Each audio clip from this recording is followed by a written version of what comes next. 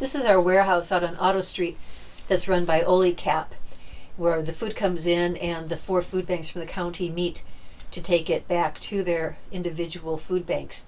This is the Port Town Food Bank offloading the truck from Cap, and that's Bob's Lake, the warehouse driver that's paid by Cap. So we're putting all of this food into refrigerators and freezers that Rotary has helped us get. And now we're coming inside, and this is where we start our setup. This is Gino. He gets there probably about 5 o'clock. I don't get there until 6:15. And he brings out and sets up the hallway with the chairs and starts bringing all the produce out for the volunteers to start sorting and deciding what we can use and what we can't use. The woman in the stripes is Gracia. She's my assistant manager, and she's actually from Italy. There's Neil. He's from England, and he's my dairy guy. Besides being our comic relief, he is a wonderful dairy guy who lifts in halls all day long. And we're always cleaning up the place. Here's Donna doing a little bit of cleaning, and this is Rusty. She's been with me forever, and she does the bread. We put down a mountain of boxes in front of her of bread, and she slowly, systematically makes it all look so lovely, all with a smile and completely quiet. These are my volunteers working away. There's Pie. She does the produce, and there's Annette. She's one of my youngest volunteers. Most of my volunteers are retired, but you can see that we get some heavy lifting going on in the course of the day. This is Carol on the right, and she does produce, but she also at the end of the day gets food that's left over to take to Dove House and Boiler Room and to some of the senior complexes. And she takes things that aren't going to last until Saturday, but are too good to give to the pig farmer. And this isn't something that I've asked her to do. She's started this all on her own. And here we've got Pie getting ready with her apron to start giving out some beautiful produce.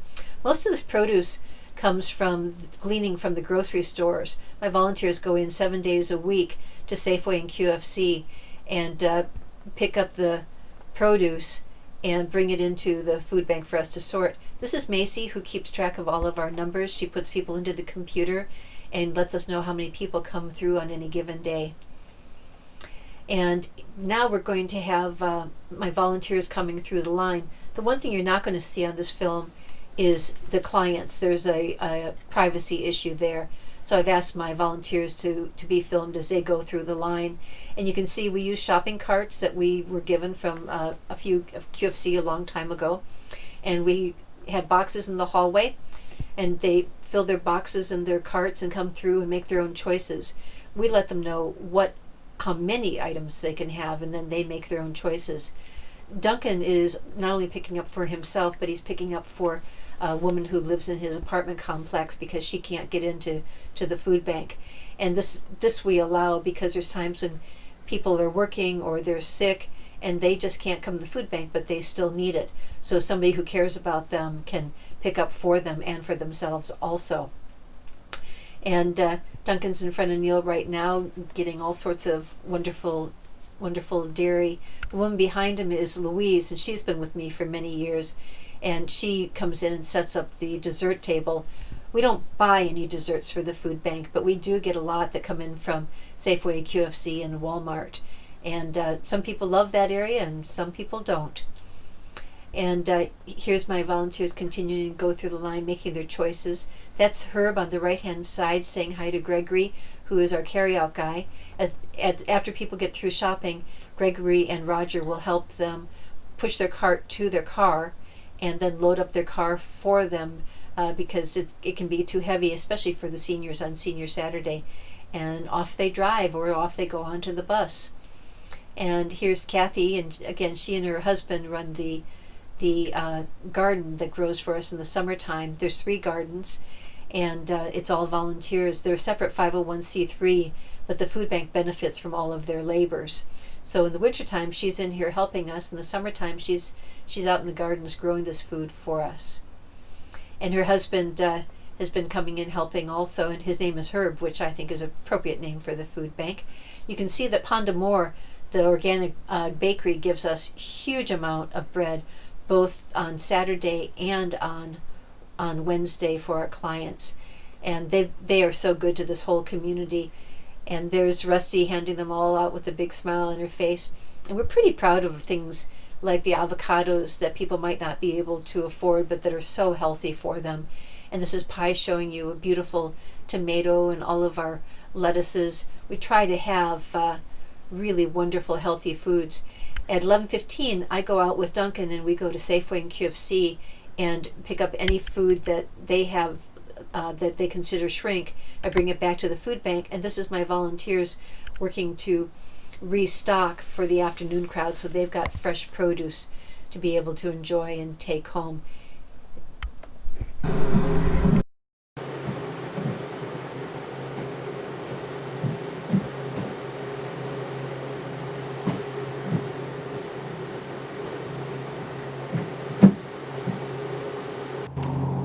A few years ago, the Rotary gave us $18,000 towards a walk-in freezer and refrigerator, and that's what I'm standing out in front of right now is the freezer.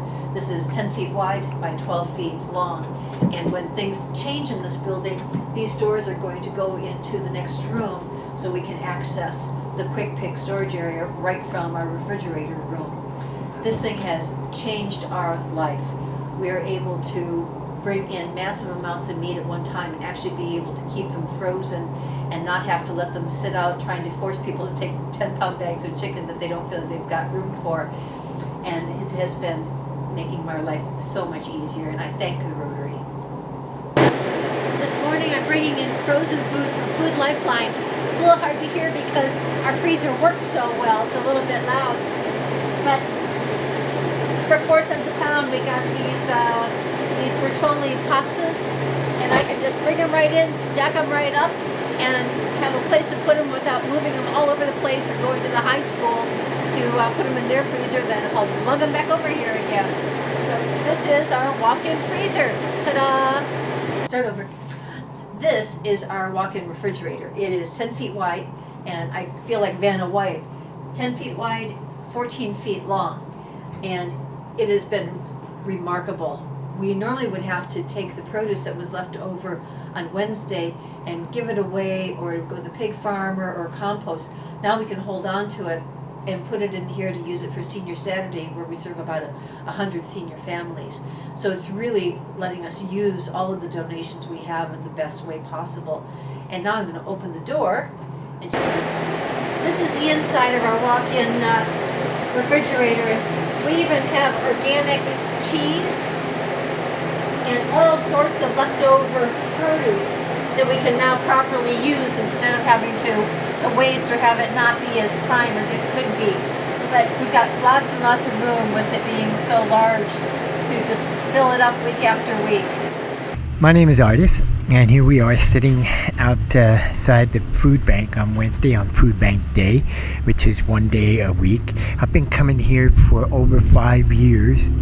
I used to shop for quite a few of those years. I used to shop every day, every food bank day for a woman who couldn't make it here. She was diabetic and several pounds. And anyway, she passed. So now I'm here just shopping for myself, and I probably in one shopping bag here once a week, I probably have 50 to 70% of my weekly food. It's just amazing. And then and I hold to the restrictions they have. Like you have 2 cans of this, you can have 4 onions, and I hold to that. The thing is, the people here. So many people that hang out, anywhere from 20 to 100 people in the hall, maybe not 100 at a time. It is such a gathering.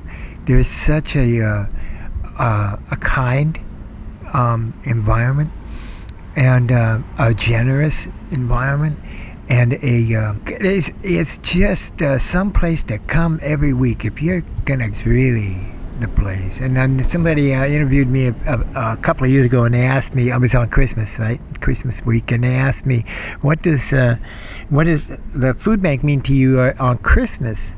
And it just came right to mind. I thought every day is Christmas at the food bank.